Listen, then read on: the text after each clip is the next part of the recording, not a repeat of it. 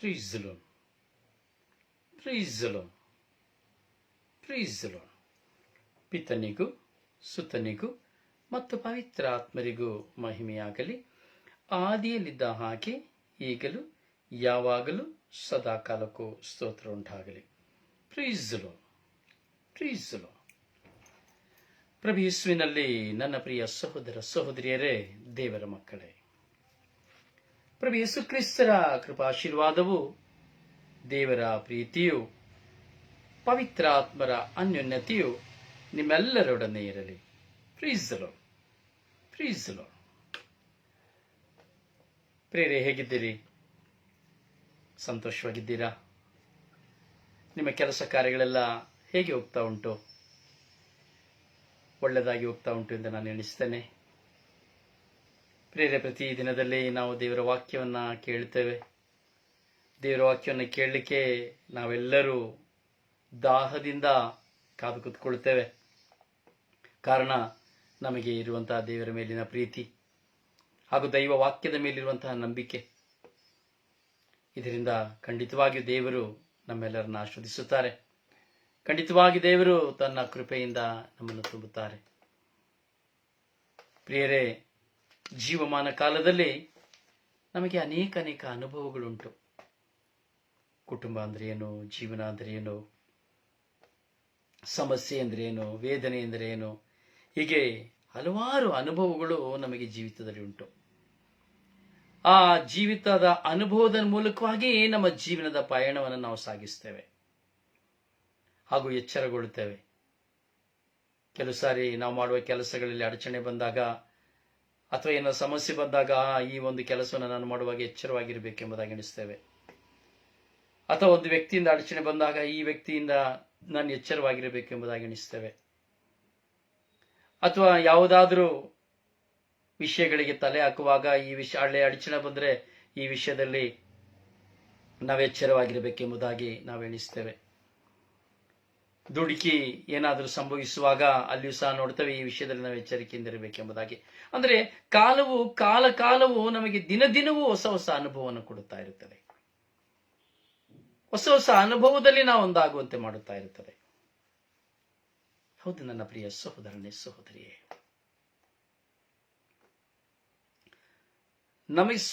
ನಮಗೆ ಸಿಕ್ಕುವಂತ ಅನುಭವಕ್ಕಿಂತ ಕಾಲವು ಕೊಡುವ ಅನುಭವ ಇದೆಯಲ್ಲ, ಅದು ತುಂಬಾ ಶ್ರೇಷ್ಠವಾದದ್ದು.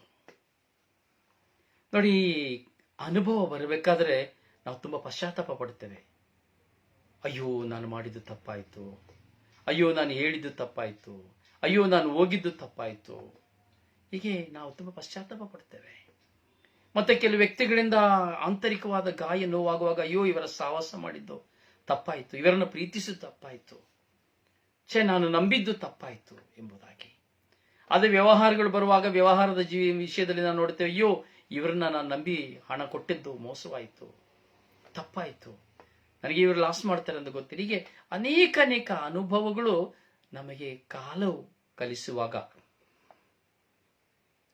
ನಮಗೆ ಕಲಿಸುವಾಗ ಆ ಅನುಭವಗಳು ನಮ್ಮ ಜೀವಿತದಲ್ಲಿ ಮರೆಯಲಾಗುವುದಿಲ್ಲ. ಪ್ರಿಯರೇ, ನಮಗೆ ಜಾಣತನ ಇದೆ, ಸಾಮಾನ್ಯ ಜಾಣತನವೂ ಇದೆ ಹಾಗೂ ಅತಿಯಾದ ಜಾಣತನವೂ ಸಹ ನಮ್ಮಲ್ಲಿ ಇದೆ. ಆದರೆ ಈ ಅತಿಯಾದ ಜಾಣತನಕ್ಕೆ ಗಾದೆ ಮಾತು ಒಂದು ಹೇಳುತ್ತದೆ, ಅತಿ ಬುದ್ಧಿ ವಿನಾಶಕಾರಿ ಎಂಬುದಾಗಿ. ಅತಿ ಬುದ್ಧಿ ವಿನಾಶಕಾರಿ. ಆದರೆ ಈ ಸಾಮಾನ್ಯ ಜಾಣತನ ನಮಗೆ ಹೆಚ್ಚು ಅರಿವನ್ನು ಕೊಡುತ್ತದೆ, ಹೆಚ್ಚು ವಿವೇಕವನ್ನು ಕೊಡುತ್ತದೆ, ಹೆಚ್ಚು ಬುದ್ಧಿಯನ್ನು ಕೊಡುತ್ತದೆ ಹಾಗೂ ಒಂದು ಸೆಲ್ಫ್ ಕಾನ್ಫಿಡೆನ್ಸ್ ಅನ್ನು ಕೊಡುತ್ತದೆ. ಕಾರಣ ಪ್ರಿಯರೇ, ನಾವು ದೇವರೊಂದಿಗಿರುವಾಗ ದೇವರ ವಾಕ್ಯವು ನಮ್ಮನ್ನು ಅತಿಯಾಗಿ ನಮ್ಮನ್ನು ಪ್ರೇರೇಪಿಸುತ್ತದೆ, ಸನ್ಮಾರ್ಗದಲ್ಲಿ ನಮ್ಮನ್ನು ಕರೆದುಕೊಂಡು ಹೋಗ್ತದೆ, ಸತ್ಯದ ಪಥದಲ್ಲಿ ನಮ್ಮನ್ನು ಕರೆದುಕೊಂಡು ಹೋಗ್ತದೆ. ಪ್ರಿಯರೇ, ನಾವು ಸಿರಾಕನ ಗ್ರಂಥವನ್ನು ನಾವು ಧ್ಯಾನಿಸುತ್ತಾ ಇದ್ದೇವೆ. ಸಿರಾಕನ ಗ್ರಂಥದಲ್ಲಿ ನಾವು ಈ ಸಾಮಾನ್ಯ ಜಾಣತನವನ್ನು ಕುರಿತು ನಾವು ಧ್ಯಾನಿಸುವುದಾದರೆ, ಈ ಜಾಣತನ ಯಾವ ವಿಧದಲ್ಲಿ ಇದೆ ಎಂಬುದನ್ನ ನಾವು ಇಂದು ಅರಿತುಕೊಳ್ಳಲಿಕ್ಕೆ ಪವಿತ್ರಾತ್ಮ ನಮಗೆ ಸಹಾಯವನ್ನು ಮಾಡ್ತಾರೆ. ಮೊದಲಿಗೆ ನಾವು ಈ ಸಾಮಾನ್ಯ ಜ್ಞಾನವನ್ನ ನಾವು ಧ್ಯಾನಿಸಬೇಕಾದರೆ 8ನೇ ಅಧ್ಯಾಯದಲ್ಲಿ ನಾವು ಧ್ಯಾನಿಸಿ ಬರಬೇಕಾದ್ರೆ ವಾಕ್ಯ ಹೀಗೆ ಪ್ರಾರಂಭವಾಗಿಸುತ್ತದೆ. ನೋಡಿ, ನಾವು ಹೆಚ್ಚಾಗಿ ಏನು ಮಾಡ್ತೇವೆ ಅಂದ್ರೆ ವಾದ ಮಾಡ್ತೇವೆ, ಹೆಚ್ಚಾಗಿ ವಾದ ಮಾಡ್ತೇವೆ. ಒಳ್ಳೇದ ಕೆಟ್ಟದ? ಪ್ರಿಯರೇ, ಈ ಹೆಚ್ಚಾಗಿ ವಾದ ಮಾಡುವಂಥದ್ದು ತಪ್ಪು. ಕೆಲವು ಸರಿ ನಾನು ಇದನ್ನು ತುಂಬಾ ಎಣಿಸ್ತೇನೆ, ನಾನು ಸಹ ವಾದ ಮಾಡುತ್ತೇನೆ. ಆದರೆ ಹೆಚ್ಚಾಗಿ ವಾದ ಮಾಡುವಾಗ ಅಲ್ಲಿ ಭಿನ್ನಾಭಿಪ್ರಾಯ ಉಂಟಾಗುತ್ತದೆ. ಹೆಚ್ಚಾಗಿ ವಾದ ಮಾಡುವಾಗ ಅಲ್ಲಿ ಘರ್ಷಣೆ ಉಂಟಾಗುತ್ತದೆ. ನೀವು ಎಷ್ಟೇ ಸತ್ಯವಾಗಿ ಜೀವಿಸಿದರು, ಎಷ್ಟೇ ಪ್ರಾಮಾಣಿಕವಾಗಿ ಜೀವಿಸಿದರು, ನೀವು ಒಳಿತನ್ನು ಮಾಡಿದರೂ ನಿಮ್ಮನ್ನು ಕೆಡುಕು ಮಾಡುತ್ತಾರೆ ಎಂಬುದಾಗಿ ಹೇಳುವಾಗ ನಾವು ಹೆಚ್ಚು ವಾದ ಮಾಡುತ್ತೇವೆ. ಆದರೆ ನನ್ನ ಅನುಭವದಲ್ಲಿ ಹಾಗೂ ಹಲವಾರು ಜನರ ಅನುಭವದಲ್ಲಿ ನಾನು ಹೇಳ್ತೇನೆ, ಯಾರ ಬಳಿಯೂ ವಾದ ಮಾಡಲು ಹೋಗಬೇಡಿ. ಒಂದು ವ್ಯಕ್ತಿಯ ಸ್ವಭಾವ ನಮಗೆ ಗೊತ್ತಾದ ಮೇಲೆ ಅವರ ಬಳಿ ನೀವು ಎಷ್ಟು ಹೃದಯವನ್ನು ತೆರೆದರೂ, ಎಷ್ಟು ನೀವು ಅವರನ್ನ ಕಾಂಪ್ರಮೈಸ್ಗೆ ಕರೆದರೂ ಅದು ಪ್ರಯೋಜನವಾಗುವುದಿಲ್ಲ. ಹೌದು ಪ್ರಿಯರೇ, ಯಾವ ವಿಷಯವೇ ಇರಲಿ, ವಾಕ್ಯ ಹೇಳ್ತಾ ಇದೆ ವಾದಿಸಬೇಡ. ಅದನ್ನು ಪ್ರತ್ಯೇಕವಾಗಿ ಹೇಳ್ತಾ ಇದೆ, ನೀನು ಬಲಶಾಲಿಯೊಂದಿಗೆ ವಾದಿಸಬೇಡ. ಸಿರಿವಂತಿಕೆಯವನಲ್ಲಿ ವಾದ ಮಾಡಬೇಡ. ನಿನಗಿಂತ ಅವನು ಬಲಶಾಲಿ, ಯಾವ ವಿಧದಲ್ಲಿ ಆಗಿರಬಹುದು, ಹಣದಲ್ಲಿ ಆಗಬಹುದು, ಸ್ಥಾನದಲ್ಲಿ ಆಗಬಹುದು, ಅಧಿಕಾರದಲ್ಲಿ ಆಗಬಹುದು, ಯಾವುದರಲ್ಲಿ ಆಗಬಹುದು. ನಿನಗಿಂತ ಬಲಶಾಲಿಯ ಬಳಿ ನೀನು ವಾದ ಮಾಡಬೇಡ ಎಂಬುದಾಗಿ ದೇವರ ವಾಕ್ಯ ಹೇಳ್ತದೆ. Please the lord, please the lord, please the lord. ಹೌದು ನನ್ನ ಸಹೋದರನೇ, ಸಹೋದರಿಯೇ, ನಾವು ದೇವರ ವಾಕ್ಯವನ್ನು ನಾವು ಧ್ಯಾನಿಸ್ತಾ ಇದ್ದೇವೆ. ದೇವರ ವಾಕ್ಯವನ್ನು ನಾವು ಧ್ಯಾನಿಸ್ತಾ ಇದ್ದೇವೆ. ಈ ದೇವರ ವಾಕ್ಯವು ನಮ್ಮನ್ನ ದೇವರಡೆಗೆ ಕರೆದುಕೊಂಡು ಹೋಗುವಂಥದ್ದು, ದೇವರ ಪ್ರೀತಿಯಲ್ಲಿ ನಮ್ಮನ್ನು ನೆಲೆಗೊಳಿಸುವಂಥದ್ದು. ಅದರಿಂದ ವಾಕ್ಯ ಹೇಳ್ತಾ ಇದೆ, ವಾದಿಸಬೇಡ, ಬಲಶಾಲಿಯೊಂದಿಗೆ ನೀನು ವಾದ ಮಾಡಕ್ಕೆ ಹೋಗಬೇಡ. ಅವನು ತಪ್ಪು ಮಾಡಿದನ, ಒಂದು ಮಾತು ಹೇಳು ಬಿಟ್ಟುಬಿಡು ಅಷ್ಟೇನೆ. ಅವನು ಕೆಟ್ಟದ್ದು ಮಾಡಿದನ, ಒಂದು ಮಾತು ಹೇಳು ಬಿಟ್ಟುಬಿಡು ಅಷ್ಟೇನೆ. ನಾವೇನ್ ಮಾಡ್ತೀವಿ ಹೇಳಿ? ನಾವು ಒಳ್ಳೆಯವರು ಎಂಬುದಕ್ಕಾಗಿ, ಅಥವಾ ಅವರು ತಪ್ಪು ಮಾಡಿದರೆ ಎಂಬುದಕ್ಕಾಗಿ, ಅವರ ತಪ್ಪನ್ನು ಅವರಿಗೆ ತಿದ್ದುವುದಕ್ಕಾಗಿ ಪದೇ ಪದೇ ನಾವು ಅದನ್ನು ಹೇಳ್ತೇವೆ. ಅಲ್ಲಿ ಘರ್ಷಣೆ ಆಗ್ತದೆ, ಮನಸ್ತಾಪ ಬರ್ತದೆ, ವೈರಾಗ್ಯ ಬರ್ತದೆ. ಯಾಕಂದ್ರೆ ಯಾವತ್ತಿಗೂ ತಿಳಿದುಕೊಳ್ಳಿ, ತಪ್ಪು ಮಾಡಿದವನು ತಾನು ತಪ್ಪು ಮಾಡಿದನೆಂದು ಒಪ್ಪಿಕೊಳ್ಳುವುದು ತುಂಬಾ ಕಷ್ಟ. ಅಲ್ಲಿ ವಾದ ವಿವಾದಗಳು ಮಾತ್ರವಿರುತ್ತದೆ. ಯಾಕೆಂದರೆ ವಾದಿಸಬೇಕಾದರೆ ನಾವು ಅವರ ಕೈಗೆ ಸಿಕ್ಕಿ ಬೀಳ್ತೇವೆ. ವಾಕ್ಯ ಹೇಳ್ತದೆ, ವಾದಿಸಬೇಡ, ಬಲಶಾಲಿಯೊಂದಿಗೆ ಸಿಕ್ಕಿಬಿದ್ದೀಯ ಅವನ ಕೈಯೊಳಗೆ. ಎರಡನೇದಾಗಿ ಹೇಳ್ತದೆ, ನೀನು ಹೋರಾಡಬೇಡ. ಯಾರ ಹತ್ರ ಹೋರಾಡಬೇಡ? ಹಣ ಇರೋನ ಹತ್ರ ಹೋರಾಡಬೇಡ, ಸಿರಿವಂತನ ಹತ್ರ ಹೋರಾಡಬೇಡ.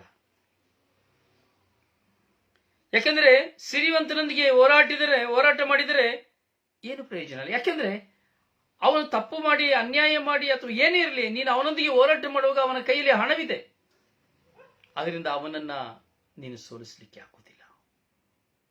ಅವನು ನಿನ್ನ ಮುಂದೆ ಸೋಲುವುದೂ ಇಲ್ಲ. ಹಣವಿರುವವನು ನಿನ್ನ ಮುಂದೆ ಸೋಲುವುದೂ ಇಲ್ಲ, ಹಾಗೂ ನೀನು ಅವನನ್ನು ಸೋಲಿಸಲು ಸಹ ಆಗುವುದಿಲ್ಲ. ಅವನು ತಪ್ಪು ಮಾಡಿದನೆಂದು ಅವನಿಗೆ ಅರಿವಾಗುತ್ತದೆ, ಆದರೂ ಸಹ ಅವನು ಸೋಲುವುದಿಲ್ಲ, ಸೋಲಿಸುವುದಕ್ಕೂ ಸಾಧ್ಯವಿಲ್ಲ. ಈ ಒಂದು ಸಾಮಾನ್ಯ ಜ್ಞಾನ ನಮ್ಮ ಮನಸ್ಸಿನಲ್ಲಿರಬೇಕು.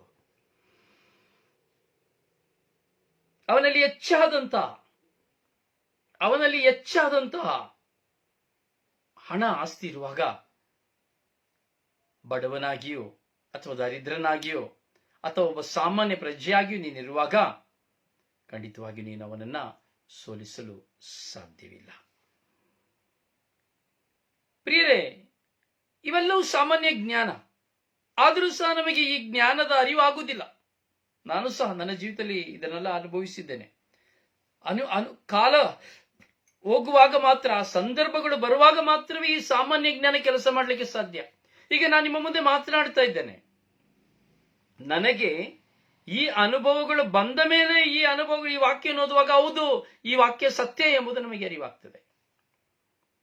ಈ ವಾಕ್ಯ ಸತ್ಯ ಎಂಬುದು ನಮಗೆ ಅರಿವಾಗ್ತದೆ.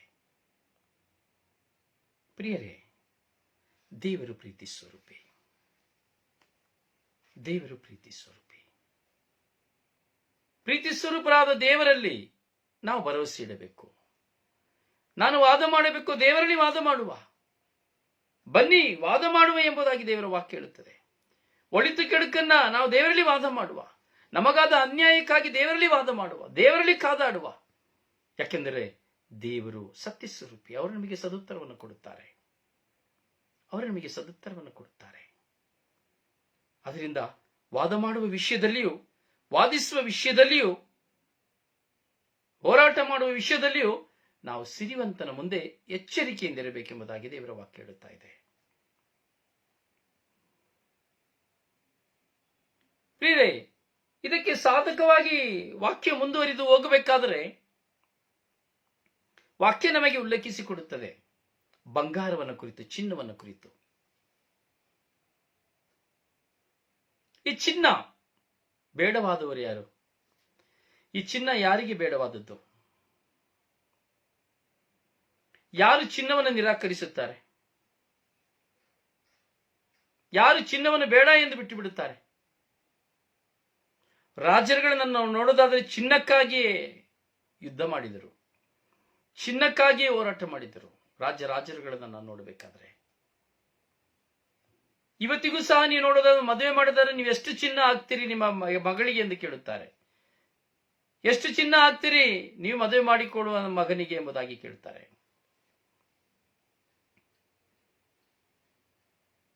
ಒಂದು ಗೌರವ ಸಿಕ್ಕಬೇಕಾದರೆ ಚಿನ್ನ ಕುತ್ತಿಗೆಯಲ್ಲಿ ಬಂಗಾರವಿದ್ದರೆ ಮಾತ್ರ ಗೌರವಿಸುವುದನ್ನು ನಾವು ನೋಡುತ್ತೇವೆ. ಚಿನ್ನ ಆಭರಣ, ಮನುಷ್ಯನ ಆಕರ್ಷಣೆ. ಇವತ್ತು ಚಿನ್ನಕ್ಕಾಗಿ ಮನುಷ್ಯನು ಕೊಲೆ ಮಾಡುತ್ತಾ ಇದ್ದಾನೆ. ಇವತ್ತು ಸ್ವಲ್ಪ ಸಿಕ್ಕಿದರೆ ಸಾಕು, ಚಿನ್ನದ ಬೆಲೆ ಹಗರಣವಾಗಿರುವ ಕಾರಣ ಇವತ್ತು 5 ಗ್ರಾಂ ಚಿನ್ನವಿದ್ರೂ, ಕುತ್ತಿಗೆಯಲ್ಲಿ ಒಂದು ಸರವಿದ್ರೂ ಸಹ ಬಿಡುವುದಿಲ್ಲ, ನಾವು ನೋಡ್ತೇವೆ. ಚಿನ್ನ. ಅದರಿಂದ ವಾಕ್ಯ ಹೇಳುತ್ತದೆ, ಚಿನ್ನವು ಅನೇಕರನ್ನ ವಿನಾಶಕ್ಕೆ ಒಯ್ದಿದೆ. ಚಿನ್ನ ಅನೇಕ ಜನರನ್ನ ವಿನಾಶಕ್ಕೆ ಕರೆದುಕೊಂಡು ಹೋಗಿದೆ. ಅಂತೆಯೇ ಅರಸರ ತಲೆಗಳನ್ನು ಸಹ ಅದು ಕೆಡಿಸಿದೆ. ರಾಜರುಗಳ ತಲೆಯನ್ನು ಸಹ ಕೆಡಿ. ನೋಡಿ, ರಾಜರಿಗೆ ನಾವು ನೋಡುವುದಾದರೆ ಸಿಂಹಾಸನ, ಬಂಗಾರದ ಸಿಂಹಾಸನ, ಬಂಗಾರದ ಕಿರೀಟ, ಬಂಗಾರದ ಎದೆಪಟ್ಟಿ, ಬಂಗಾರದ ತೋಳುಪಟ್ಟಿ, ಬಂಗಾರದ ನಡುಪಟ್ಟಿ, ಬಂಗಾರದ ಚಪ್ಪಲಿ. ರಾಜರುಗಳು ಚಿನ್ನವನ್ನೇ ಅತಿಯಾಗಿ ಅವರು ಅಪೇಕ್ಷಿಸುತ್ತಾ ಇದ್ದದ್ದು. ರಾಜ ಅಂದ್ರೆ ಅವನು ಚಿನ್ನದಲ್ಲೇ ಇರುವವನು. ಅವನು ಕೂರುವ ಆಸನ, ಮಲಗುವ ಆಸನ, ಪ್ರತಿ ಉಣ್ಣುವ ಊಟ, ತಟ್ಟೆ, ಲೋಟ ಇವೆಲ್ಲವೂ ಚಿನ್ನದಿಂದ ಅಲಂಕರಿತವಾಗಿರುವುದನ್ನು ನಾವು ನೋಡ್ತೇವೆ. ನನ್ನ ಸಹೋದರನೇ, ಸಹೋದರಿಯೇ, ಅದರಿಂದ ವಾಕ್ಯ ಹೇಳ್ತದೆ, ಚಿನ್ನವು ಅನೇಕರನ್ನು ವಿನಾಶಕ್ಕೆ ಒಯ್ದಿದೆ, ಅಂತೆಯೇ ಅರಸರ ತಲೆಯನ್ನು ಕೆಡಿಸಿದೆ. ಅಂದ್ರೆ ಈ ವಾಕ್ಯ ಏನ್ ಹೇಳ್ತದೆ? ನೀನು ಚಿನ್ನಕ್ಕಾಗಿ ಚಿಂತಿಸಬೇಡ. ಚಿನ್ನವು ನಿನಗೆ ಆಶೀರ್ವಾದವನ್ನು ಕೊಡುವುದಿಲ್ಲ, ಸಂತೋಷವನ್ನು ಕೊಡುವುದಿಲ್ಲ. ನಿನಗೆಷ್ಟೇ ವಿವಾಹವಾಗಲಿ ಅಥವಾ ವಿವಾಹವಾಗಿ ಬಂದಿರುವವರಾಗಲಿ ಏನೇ ಮಾಡಿದ್ರು, ಅವರು ಎಷ್ಟೇ ಚಿನ್ನವನ್ನು ನಿನ್ನ ಮುಂದೆ ತಂದಿಟ್ಟರು ಸಹ ಅವರು ನಿನಗೆ ಪ್ರೀತಿಯನ್ನು ಕೊಡದೆ ಹೋದರೆ, ಅವರು ನಿನಗೆ ಸಂತೋಷವನ್ನು ಕೊಡದಿದ್ದರೆ, ಅವರಿಂದ ನಿನಗೆ ಒಂದು ಸಮಾಧಾನ ಸಿಕ್ಕದೆ ಹೋದರೆ ಆ ಚಿನ್ನವು ತಿಪ್ಪೆಗೆ ಸಮಾನ. ಅದರಿಂದ ವಾಕ್ಯ ಹೇಳ್ತದೆ, ಚಿನ್ನ ತಲೆಕೆಡಿಸಿಕೊಳ್ಳಬೇಡ, ಸಿರಿವಂತ ತಲೆಕೆಡಿಸಿಕೊಳ್ಳಬೇಡ, ಬಿಟ್ಟು ಬಿಡ ಅವನ ಪಾಡಿಗೆ.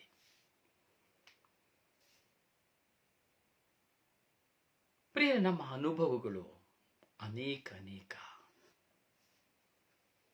ಪ್ರಾಪಂಚಿಕವಾದಂತ ಎಷ್ಟೋ ಅನುಭವಗಳು, ಆಧ್ಯಾತ್ಮಿಕವಾದ ಎಷ್ಟೋ ಅನುಭವಗಳು, ದೈಹಿಕವಾದಂತ ಎಷ್ಟೋ ಅನುಭವಗಳು ನಮ್ಮ ಜೀವಿತದಲ್ಲಿ ನಮಗಾಗಿದೆ, ಆಗುತ್ತಲೇ ಇರುತ್ತದೆ. ಅದಕ್ಕೆ ಅಂತ್ಯವಿರುವುದಿಲ್ಲ. ಪ್ರಿಯರೇ, ಯಾಕೆಂದ್ರೆ ನಾವು ಜಾಣತನವನ್ನು ಹೊಂದಿದವರಾಗಬೇಕು, ಅಜ್ಞಾನದಲ್ಲಿ ಅಲ್ಲ. ನೋಡಿ, ದೇವರು ಯಾರನ್ನು ಸಹ ಅಜ್ಞಾನದಲ್ಲಿ ಬಿಡಲಿಲ್ಲ, ಎಲ್ಲರಿಗೂ ಜ್ಞಾನವನ್ನು ಕೊಟ್ಟರು. ಅದಕ್ಕೆ ತಲೆಯಲ್ಲಿ ಮೆದುಳನ್ನು ಕೊಟ್ಟರು. ಈ ಮೆದುಳಿನಲ್ಲಿ ಎಲ್ಲಾ ವಿಧವಾದ ಜ್ಞಾನಗಳು ತುಂಬಿದೆ. ನೀವಾಗಿರ್ತೀರಿ ಮಂದಮತಿಗಳು ಎಂಬುದಾಗಿ ಹೇಳ್ತೇವಲ್ವಾ? ಈ ಮಂದಮತಿಗಳಿಗಿರುವಂತಹ ಜ್ಞಾನ ಭವಿಷ್ಯ ಒಳ್ಳೆಯ ಆರೋಗ್ಯದಿಂದಲಿರುವವನಿಗೆ ಸಿಕ್ಕುವುದಿಲ್ಲ. ಒಬ್ಬ ಕುರುಡನಿಗಿರುವಂತಹ ಜ್ಞಾನ ಒಂದು ಒಳ್ಳೆಯ ವಿದ್ಯಾಭ್ಯಾಸವುಳ್ಳವನಿಗೆ ಸಿಕ್ಕುವುದಿಲ್ಲ.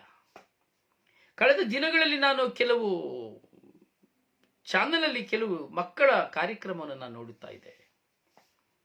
ಒಂದು ಮಗು ಮಂದಬುದ್ಧಿ.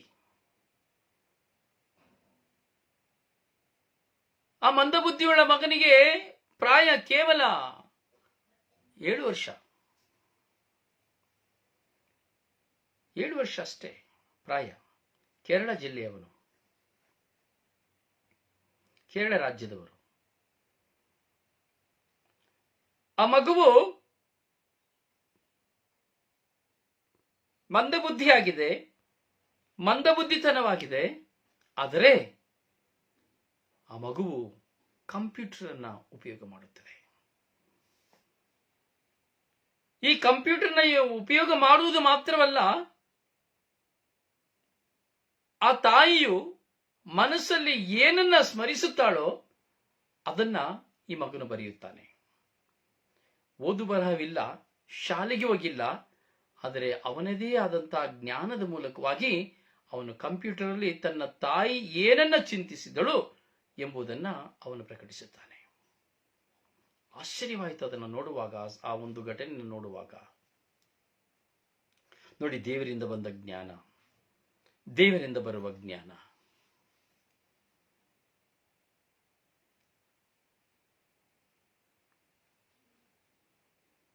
ಆ ಮಗುವು ಮಂದಬುದ್ಧಿ, ಆದರೂ ಜ್ಞಾನ. ಪರೀಕ್ಷಿಸುವ ಸಲುವಾಗಿ ಆ ತಾಯಿಯನ್ನು ದೂರಕ್ಕೆ ಕರೆದು ಒಂದು ಸ್ಲೈಟಿನಲ್ಲಿ ಜನರಿಗೆ ಕಾಣುವಂತೆ ಆ ಸ್ಲೈಟಿನಲ್ಲಿ ಒಂದು ಪದವನ್ನು ಬರೆದು ತಾಯಿಗೆ ಮಾತ್ರ ತೋರಿಸುತ್ತಾರೆ ಅಷ್ಟೇ. ತಾಯಿಗೆ ಮಾತ್ರ ತೋರಿಸಿ ಆ ತಾಯಿಯು ತನ್ನ ಮಗನ ಪಕ್ಕದಲ್ಲಿ ಹೋಗಿ ಕುಳಿತುಕೊಂಡ ತಕ್ಷಣ ತಾಯಿ ಕೇಳ್ತಾಳೆ, ಮಗನೇ, ನಾನು ಏನು ಎಣಿಸಿದೆ, ನಾನೀಗ ಎಣಿಸಿದ್ದು ಏನು ಎಂದು ಕೇಳುವಾಗ ಆ ಮಂದಬುದ್ಧಿಯುಳ್ಳ ಮಗುವು ಆ ತಾಯಿ ಆ ಸ್ಲೇಟಿನಲ್ಲಿ ಓದಿದ್ದನ್ನ ಹಾಗೆ ಬರೆಯುತ್ತಾನೆ. ನೋಡಿ ಜ್ಞಾನ. ಎರಡನೇದಾಗಿ ಇನ್ನೊಂದು ಕಾರ್ಯಕ್ರಮ ನಾನು ನೋಡಿದೆ. ಒಂದು ಹುಡುಗ 9ನೇ ತರಗತಿ ಓದುತ್ತಾ ಇದ್ದಾನೆ. 2 ಕಣ್ಣುಗಳಿಲ್ಲ, ಹುಟ್ಟಿದಾಗಿಂದ 2 ಕಣ್ಣುಗಳಿಲ್ಲ. ಆದರೆ ಅವನಿಗೆ ಬೈಬಲ್ ಸಂಪೂರ್ಣವಾಗಿ ಬೈಬಲ್ ಗೊತ್ತುಂಟು. ಯಾವುದೇ ಅಧ್ಯಾಯವನ್ನ, ಯಾವುದೇ ಪುಸ್ತಕವನ್ನ ತೆಗೆದುಕೊಂಡು ಈ ಅಧ್ಯಾಯದಲ್ಲಿ ಈ ವಾಕ್ಯದಲ್ಲಿ ಏನಿದೆ ಎಂಬುದಾದರೆ ಅದನ್ನು ಕ್ಷಣಾರ್ಥದಲ್ಲಿ ಅವನು ಹೇಳುತ್ತಾನೆ.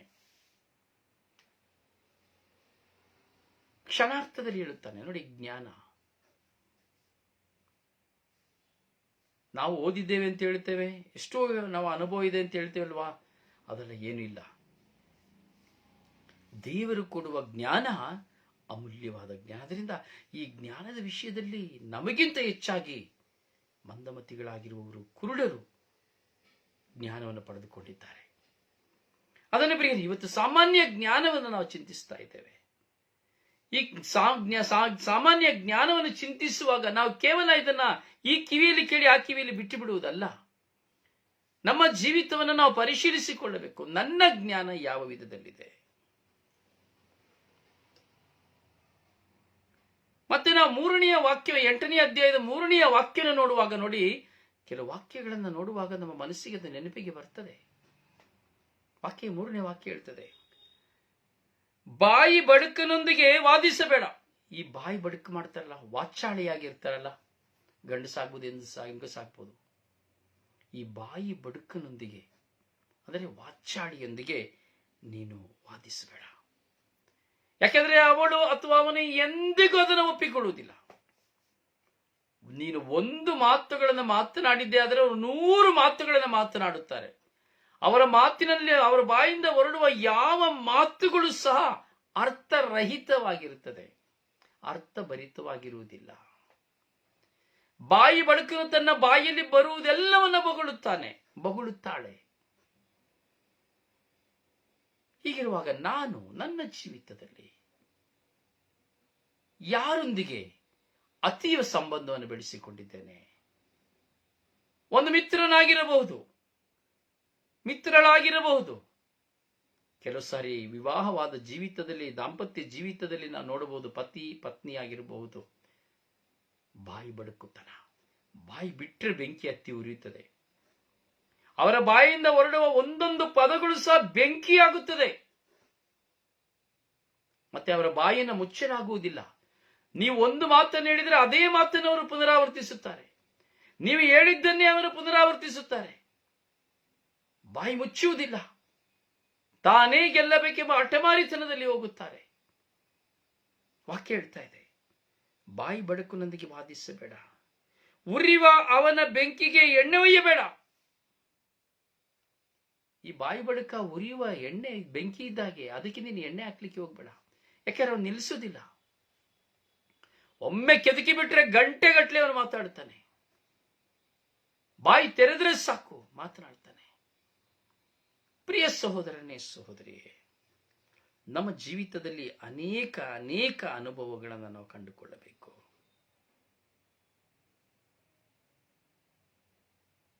ಮತ್ತೆ ವಾಕ್ಯ 4ನೇ ವಾಕ್ಯನ ನಾವು ನೋಡುತ್ತೇವೆ. ವಾಕ್ಯ ಏನ್ ಹೇಳ್ತದೆ? ಕುಚ್ಚೋದ್ಯ ಮಾಡಬೇಡ ಉದ್ದಟನೊಂದಿಗೆ, ಅವನು ನಿನ್ನ ಹಿರಿಯರನ್ನು ಈಡು ಮಾಡಿಯಾನೋ ಅವಮಾನಕ್ಕೆ. ಕುಚ್ಚೋದ್ಯ ಮಾಡಬೇಡ, ಪರಿಹಾಸ್ಯ ಮಾಡಬೇಡ. ಅವನು ಸಮಯ ನೋಡಿ ನಿನ್ನ ಹಿರಿಯರನ್ನು ಸಹ ಅವನು ಅವಮಾನಪಡಿಸುತ್ತಾನೆ. ನಿನ್ನ ಹಿರಿಯರನ್ನು ಅಲ್ಲೆಗೆಳೆಯುತ್ತಾನೆ.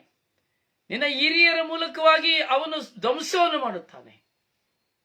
ಉದ್ದಟನ ಇರುವವನ ಕುಚ್ಚೋದ್ಯ ಮಾಡಬೇಡ. ಹೌದು ಪ್ರಿಯರೇ,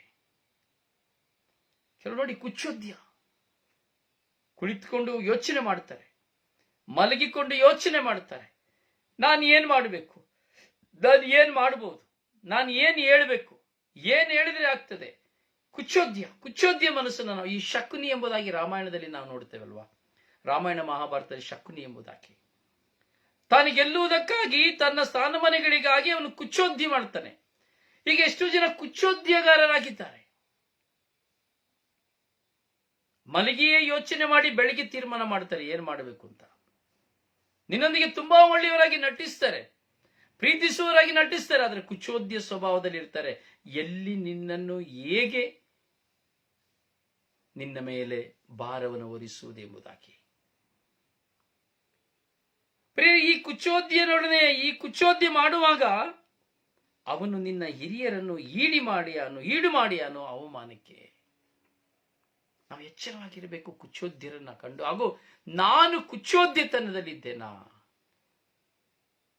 ಒಬ್ಬರಿಗೊಬ್ಬರು ಮನಸ್ತಾಪವನ್ನು ತಂದಿಡುವಂಥದ್ದು, ಒಬ್ಬರಿಗೊಬ್ಬರು ಸೇಡನ್ನು ತಂದಿಡುವಂಥದ್ದು, ಒಬ್ಬರಿಗೆ ಒಬ್ಬರು ಕೇಡನ್ನು ತಂದಿಡುವಂಥದ್ದು, ಒಬ್ಬರಿಗೆ ಒಬ್ಬರು ಕುಟುಂಬದಲ್ಲಿ ಹೋರಾಟವನ್ನು ತಂದಿಡುವಂಥದ್ದು, ಮಿತ್ರ ಬಾಂಧವ್ಯಗಳನ್ನು ಒಡೆದು ಹಾಕುವಂಥದ್ದು, ಸಂಬಂಧಗಳನ್ನು ಮುರಿದು ಹಾಕುವಂಥದ್ದು, ಇವೆಲ್ಲವೂ ಕುಚ್ಚೋದ್ಯಗಾರನ ಸ್ವಭಾವ. ಅದರಿಂದ ಈ ಕುಚ್ಚೋದ್ಯ ನಮ್ಮಲ್ಲಿ ಇದೆಯಾ ನಾವು ಪರಿಶೀಲಿಸಿಕೊಳ್ಳಬೇಕು. ಹಾಗೂ ಈ ಕುಚ್ಚೋದ್ಯಗಾರನ ಕಂಡು ನಾವು ದೂರವಾಗಿರಬೇಕು. ನೋಡಿ, ಸಿರಾಕನು ಸಾಮಾನ್ಯ ಜ್ಞಾನವನ್ನು ನಮ್ಮ ಮುಂದೆ ವಿವರಿಸ್ತಾ ಇದ್ದಾನೆ.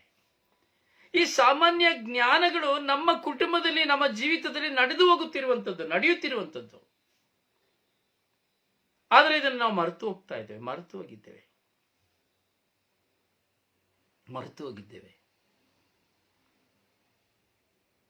ನಾವೆಣಿಸುವುದು ನಾನು ಹೇಳುವುದೇ ಜ್ಞಾನ,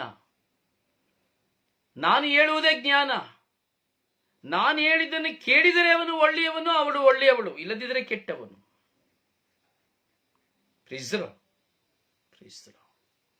ಪ್ರಿಯ ಸಹೋದರನೇ, ಸಹೋದರಿಯೇ, ಜೀವನದಲ್ಲಿ ನಾವು ಅನೇಕ ಅನುಭವಗಳನ್ನು ಪಡೆಯಬೇಕು.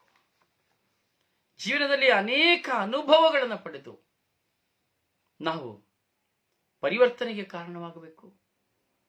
ಹಾಗೂ ನಮ್ಮನ್ನು ತಿದ್ದಿಕೊಳ್ಳುವುದಕ್ಕೆ ಕಾರಣವಾಗಬೇಕು. ಆ ಅನುಭವಗಳಿಂದ ನಾವು ಹೊಸತನದಲ್ಲಿ ಹೋಗಲಿಕ್ಕೆ ನಾವು ಕಲಿತುಕೊಳ್ಳಬೇಕು. ಅದರಿಂದ ನನ್ನ ಸಹೋದರನೇ, ಸಹೋದರಿಯೇ, ನಮ್ಮ ಮುಂದೆ ಇರುವಂತಹ ಈ ಸಾಮಾನ್ಯ ಜ್ಞಾನಗಳು ನಮಗೆ ಕಣ್ಣು ಕಾಣುವುದಿಲ್ಲ. ಕಾರಣ ನಾವು ದೊಡ್ಡದಾಗಿಯೇ ಹೋಗ್ತೇವೆ ಜ್ಞಾನವಂತರು ಎಂಬುದಾಗಿ. ಇಲ್ಲ ಪ್ರಿಯರೇ, ದೊಡ್ಡದಲ್ಲ, ಚಿಕ್ಕ ಜ್ಞಾನದಲ್ಲಿ, ಸಾಮಾನ್ಯ ಜ್ಞಾನದಲ್ಲಿಯೇ ಹಲವಾರು ಅನುಭವಗಳು, ಆಶೀರ್ವಾದಗಳು ಅಡಕವಾಗಿದೆ. ಪ್ರಿಯರಿಗೆ ನಾವು ಮುಂದುವರಿಸಿ ನಾವು ಹೋಗುತ್ತೇವೆ ಎಂಬುದಾದರೆ ಮತ್ತೆ ವಾಕ್ಯ ಹೇಳುತ್ತದೆ, 5ನೇ ವಾಕ್ಯ ಹೇಳುತ್ತದೆ, ಅಂಗಿಸಬೇಡ, ಪಾಪಕ್ಕೆ ವಿಮುಖರಾಗುವವರನ್ನು ಮರೆಯದಿರು, ನಾವೆಲ್ಲ ಶಿಕ್ಷೆಗೆ ಪಾತ್ರರೆಂಬುದನ್ನು. ನೋಡಿ, ಕೆಲವು ಸರಿ ಪಾಪ ಮಾಡ್ತಾರೆ, ಕೆಟ್ಟದ್ದು ಮಾಡ್ತಾರೆ, ಸುಳ್ಳು ಹೇಳ್ತಾರೆ, ಮೋಸ ಮಾಡ್ತಾರೆ, ಅನ್ಯಾಯ ಮಾಡ್ತಾರೆ, ಕದೀತಾರೆ. ಆದ್ರೆ ವಾಕ್ಯ ಹೇಳ್ತದೆ, ನೀನು ಅವನ ಅಂಗಿಸ್ಬೇಡ. ನೀನ್ ಯಾರು ಅಂತ ನನಗೆ ಗೊತ್ತಿಲ್ವಾ? ನೀನು ಮೋಸ ಮಾಡೋನು, ನೀನು ಅನ್ಯಾಯ ಮಾಡೋನು, ನೀನು ಅಕ್ರಮ ಮಾಡೋನು, ನೀನು ಅಂತವನು, ಇಂಥವಳು ಎಂಬುದಾಗಿ ಅನೇಕ ಸಾರಿ ನಾವೇನ್ ಮಾಡ್ತೇವೆ? ಅಂಗಿಸ್ತೇವೆ, ಅಣಕಿಸ್ತೇವೆ. ಒಬ್ಬನನ್ನು ನೋಡಿ ತುಂಬಾ ಕೀಳಾಗಿ ಕಾಣ್ತೇವೆ, ಅವನಿಗಿರುವ ಸ್ಥಾನಮಾನಗಳನ್ನು ನಾವು ಕಸಿದು ಹಾಕ್ತೇವೆ. ಇನ್ನೊಬ್ಬರನ್ನ ನೋಡಿ ನೀವು ವ್ಯಭಿಚಾರಿ ಅಂತ ಹೇಳ್ತೇವೆ, ಕಳ್ಳ ಅಂತ ಹೇಳ್ತೇವೆ. ಪ್ರಿಯರೇ, ಅದರ ವಾಕ್ಯ ಹೇಳ್ತಾ ಇದೆ. ಆದ್ರೆ ನೀನು ಮರಿಬೇಡ, ನೀನು ಸಹ ಶಿಕ್ಷೆಗೆ ಪಾತ್ರ ಎಂಬುದನ್ನ, ನಾನು ಸಹ ಶಿಕ್ಷೆಗೆ ಪಾತ್ರ ಎಂಬುದನ್ನ ನೀನು ಮರಿಬೇಡ. ಯಾಕೆಂದ್ರೆ ಒಬ್ಬನ ಕಣ್ಣಿಗೆ ಕಾಣುವಂತೆ ಪಾಪಕ್ಕೆ ಒಳಗಾಗ್ತಾನೆ, ಪಾಪ ಮಾಡ್ತಾನೆ. ಆದರೆ ನೀನು ಕಣ್ಣಿಗೆ ಕಾಣದಂತೆ ಪಾಪ ಮಾಡುತ್ತೀಯ. ಒಬ್ಬನ ಹೃದಯದಲ್ಲಿ ಪಾಪ ಮಾಡಿ ಪಶ್ಚಾತ್ತಾಪ ಪಡುತ್ತಾನೆ, ಇನ್ನೊಬ್ಬನು ಪಾಪ ಮಾಡಿದನ್ನ ಮೊಳೆ ತೆಗೆದುಕೊಂಡು ಮೊಳೆ ಹೊಡೆಯುತ್ತಾನೆ. ಅದರಿಂದ ವಾಕ್ಯ ಹೇಳ್ತಾ ಇದೆ, ಅಂಗಿಸಬೇಡ ಪಾಪ ಮಾಡಿದವನ್ನ. ಪದೇ ಪದೇ ಅವನನ್ನ ನೀನು ದೂಷಿಸಬೇಡ, ಪದೇ ಪದೇ ಅವನನ್ನ ನಿಂದಿಸಬೇಡ, ತಿರಸ್ಕರಿಸಬೇಡ. ಒಮ್ಮೆ ಅವನಿಗೆ ನೀನು ಹೇಳಬೇಕಾ, ಒಮ್ಮೆ ಅವನ ಪರಿವರ್ತನೆಗಾಗಿ ದೇವರನ್ನು ಕಂಡುಕೊಳ್ಳುವುದಕ್ಕಾಗಿ ಹೇಳಿಬಿಡು ಅಷ್ಟೇ. ಆದರೆ ಪದೇ ಪದೇ ನೀನು ಅವನ ಪಾಪದ ನಿಮಿತ್ತವಾಗಿ ಅಂಗಿಸಬೇಡ, ಪರಿಹಾಸ್ಯ ಮಾಡಬೇಡ, ಎಲ್ಲರ ಮುಂದೆ ಅವನನ್ನು ಹೀನೈಸಬೇಡ. ಯಾಕೆಂದರೆ ನಾನು ಸಹ ದೇವರ ಮುಂದೆ ಶಿಕ್ಷೆಗೆ ಪಾತ್ರರು. ಒಂದಲ್ಲ ಒಂದು ವಿಧದಲ್ಲಿ ನಾನು ಶಿಕ್ಷೆಗೆ ಪಾತ್ರರು. ಪ್ರಿಯರೇ, ಜೀವನದಲ್ಲಿ ನಾವು ಅನೇಕ ಅನುಭವಗಳನ್ನು ನಾವು ನೋಡುತ್ತೇವೆ. ಈ ಅನುಭವಗಳು ಒಂದೊಂದು ಸಹ ವಿಭಿನ್ನವಾದವುಗಳು.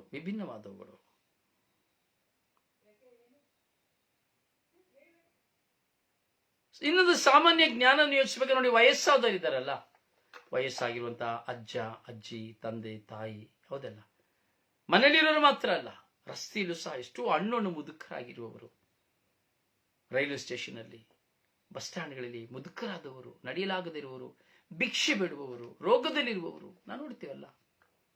ಅನಾಥಾಶ್ರಮಗಳಲ್ಲಿರುವವರು, ಬೇಡ ಎಂದು ಬಿಸಾಡಲ್ಪಟ್ಟವರು, ಮುಪ್ಪಾಗಿರುವವರು, ಇಷ್ಟು ಜನ ಇದ್ದಾರೆ. ಅವರನ್ನು ಅವಮಾನಪಡಿಸಬೇಡ. ವಾಕ್ಯ ಹೇಳ್ತದೆ, ಮುಪ್ಪಾದವರನ್ನು ಅವಮಾನಪಡಿಸಬೇಡ. ಕಾರಣ ಅವರು ಮುಪ್ಪಾಗುವಾಗ ಅವರ ಬುದ್ಧಿಶಕ್ತಿಯು ಕಡಿಮೆಯಾಗಿ ಹೋಗುತ್ತದೆ, ಅವರ ಜ್ಞಾನ ಶಕ್ತಿಯು ಕಡಿಮೆಯಾಗಿ ಹೋಗುತ್ತದೆ. ಅವರು ಏನು ಮಾತನಾಡುತ್ತಿದ್ದಾರೆ ಎಂಬುದನ್ನು ಮರೆತು ಹೋಗುತ್ತಾರೆ, ಅವರು ಏನು ಮಾಡುತ್ತಾ ಇದ್ದಾರೆ ಎಂಬುದನ್ನು ಮರೆತು ಹೋಗುತ್ತಾರೆ. ಅದರಿಂದ ವಾಕ್ಯ ಹೇಳ್ತದೆ, ಮುಪ್ಪಿನವರನ್ನು ನೀನು ಅವಮಾನಿಸಬೇಡ. ನಾನು ಕಳೆದ ದಿನದಲ್ಲಿ ನೋಡಿದೆ, ವಯಸ್ಸಾದ ಅತ್ತೆಯನ್ನ ಸೊಸೆಯಾದವಳು ಎಂಥ ಏಟುಗಳನ್ನ ಹೇಗೆ ಜೋಡಿಸುತ್ತಾಳೆ, ಹೇಗೆ ವಯಸ್ಸಾದ ತಾಯಿಯನ್ನ ಬಿಸಾಡುತ್ತಾನೆ. ಅನೇಕ ದೃಶ್ಯಗಳು ನಾನು ಕಣ್ಣಲ್ಲಿ ನೋಡಿದ್ದೇನೆ ಪ್ರಿಯರೇ. ವಯಸ್ಸಾಗಿ ಹೋದ ತಂದೆ ತಾಯಿಯನ್ನ ಮಕ್ಕಳು ಹಿಂಸಿಸುವುದನ್ನ, ಸೊಸೆ ಹಿಂಸಿಸುವುದನ್ನ, ಒಡೆಯುವುದನ್ನ, ಊಟ ಹಾಕದೇ ಇರುವುದನ್ನ, ಯಪ್ಪ ಬಟ್ಟೆಯನ್ನು ಕಿತ್ತುಕೊಳ್ಳುವುದನ್ನ, ಎಂಥ ಕ್ರೂರವಾದ ಪರಿಸ್ಥಿತಿಗಳು ಈ ದಿನಗಳಲ್ಲಿ ನಡೆಯುತ್ತಾ ಇದೆ. ಕ್ರೂರತನಗಳು ಪ್ರಿಯರೇ. ಅದಕ್ಕೆ ವಾಕ್ಯ ಹೇಳ್ತದೆ, ಮುಪ್ಪಿನಲ್ಲಿರುವವರನ್ನ ನೀ ಅವಮಾನಪಡಿಸಬೇಡ. ಯಾಕೆಂದ್ರೆ ಒಂದು ದಿನ ನೀನು ಮುಪ್ಪಾಗುತ್ತೀಯ, ಒಂದು ದಿನ ನಾನು ಮುಪ್ಪಾಗುತ್ತೇನೆ. ನಾನು ಮುಪ್ಪಾಗುವಾಗ ಈ ಎರಡರಷ್ಟು ಅನುಭವ ನಮಗೆ ಉಂಟಾಗುತ್ತದೆ. ಎರಡರಷ್ಟು ಅನುಭವಗಳು ನಮ್ಮ ಜೀವಿತದಲ್ಲಿ ಉಂಟಾಗುತ್ತದೆ. ಹೌದು ಪ್ರಿಯರೇ.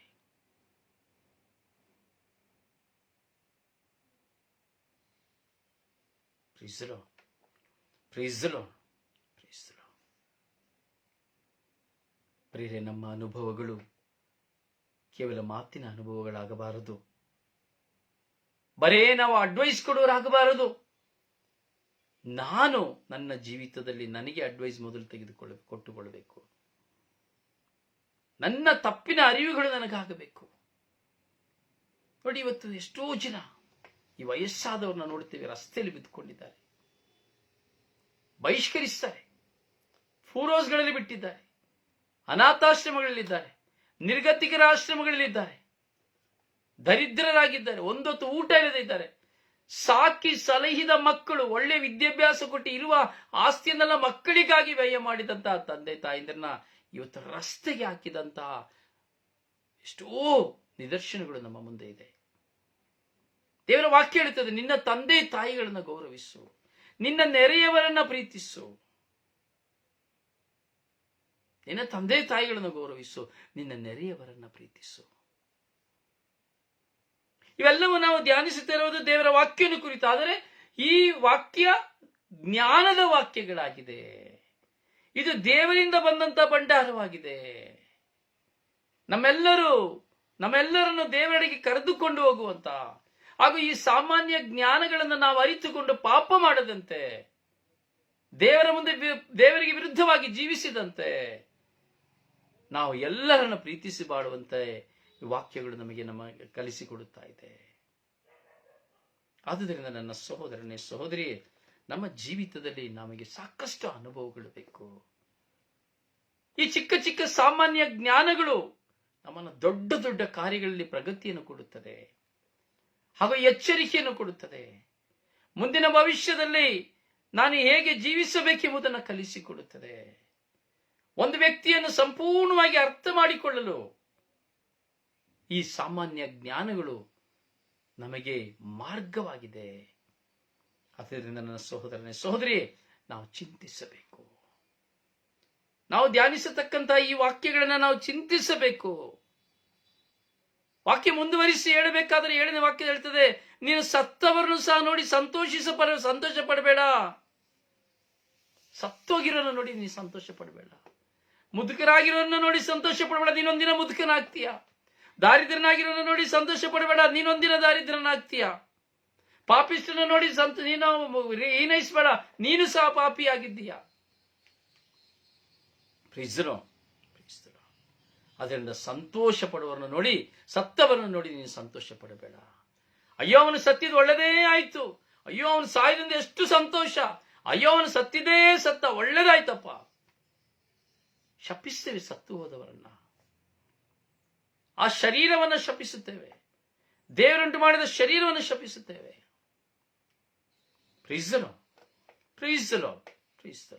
ಹೌದು ನನ್ನ ಸಹೋದರನೇ ಸಹೋದರಿಯೇ, ನಮ್ಮ ಜೀವಿತದಲ್ಲಿ ನಮಗೆ ಅನೇಕ ಅನುಭವಗಳು ಬೇಕು.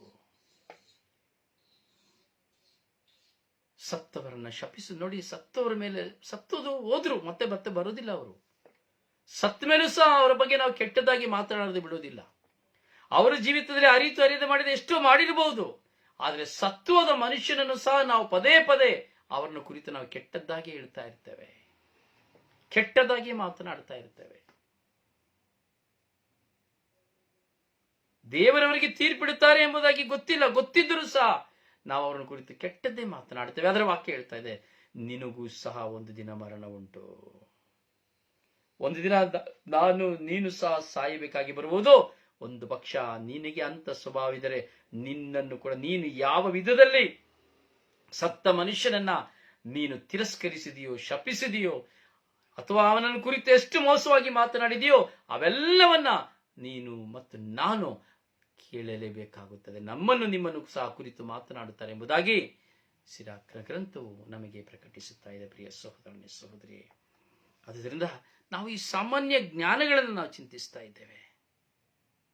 ಸಾಮಾನ್ಯ ಜ್ಞಾನಗಳನ್ನ ನಾವು ಚಿಂತಿಸುವಾಗ ಈ ಸಾಮಾನ್ಯ ಜ್ಞಾನಗಳು ನಮ್ಮ ಜೀವನಕ್ಕೆ ಎಷ್ಟು ಮೂಲಾಧಾರವಾದದ್ದು, ಇದು ಎಷ್ಟು ನಮಗೆ ಆಶೀರ್ವಾದಕರವಾದದ್ದು, ಅಥವಾ ಇದು ಎಷ್ಟರ ಮಟ್ಟಿಗೆ ನಮ್ಮನ್ನು ದೇವರಡೆಗೆ ಕರೆದುಕೊಂಡು ಹೋಗುವಂಥದ್ದು ಎಂಬುವ ಸತ್ಯಾಂಶಗಳನ್ನ ತಿಳಿದುಕೊಳ್ಳುವುದಕ್ಕೆ ಸಾಧಕವಾಗಿದೆ, ಸಾಧನವಾಗಿದೆ. ಆದ್ದರಿಂದ ಈ ಎಲ್ಲ ವಿಷಯಗಳನ್ನು ನಾವು ಚಿಂತಿಸೋಣ. ದೇವರು ಕೊಡುವಂತಹ ಜ್ಞಾನವನ್ನು ನಮ್ಮ ಹೃದಯದಲ್ಲಿ ಇರಿಸಿಕೊಂಡು ಪ್ರತಿಯೊಬ್ಬರಲ್ಲಿಯೂ ದೇವರನ್ನು ಕಂಡು ಇಂದು ಅವರು ನಾಳೆ ನಾನು ಎಂಬುದನ್ನು ಚಿಂತಿಸಿ ಪರಿವರ್ತನೆಯ ಜೀವಿತದೊಂದಿಗೆ, ಆಶೀರ್ವಾದದ ಜೀವಿತದೊಂದಿಗೆ ವಯಸ್ಸಾದವರನ್ನು ನೋಡುವಾಗ ಗೌರವಿಸುತ್ತಾ, ಸತ್ತವರನ್ನು ನೋಡುವಾಗ ಸನ್ಮಾನಿಸುತ್ತಾ, ಪಾಪ ಮಾಡಿದವನನ್ನು ನೋಡುವಾಗ ಅವನಿಗಾಗಿ ಕನಿಕರಿಸಿ ಪ್ರಾರ್ಥಿಸುತ್ತಾ, ಕುಚೋದ್ಯಗಾರನನ್ನು ನೋಡುವಾಗ ಮೌನವಾಗಿರುತ್ತಾ ವಾದ ಮಾಡುವವನೊಂದಿಗೆ ಸೇರದೆ, ಸಿರಿವಂತನೊಂದಿಗೆ ಯುದ್ಧ ಮಾಡದೆ, ಪ್ರತಿಯೊಬ್ಬರನ್ನ ಪ್ರೀತಿಸುವಂತೆ, ಪ್ರತಿಯೊಬ್ಬರನ್ನ ಗೌರವಿಸುವಂತೆ ನಮ್ಮನ್ನು ನಾವು ಸಿದ್ಧಪಡಿಸಿಕೊಳ್ಳೋಣ. ದೇವರು ನಿಮ್ಮನ್ನು ಆಶೀರ್ವದಿಸಲಿ. ನಿಮಗಾಗಿ ಪ್ರಾರ್ಥಿಸುವ ನಿಮ್ಮ ಸೇವಕ brother Rosario Pandavapura. Praise the Lord. May God bless you.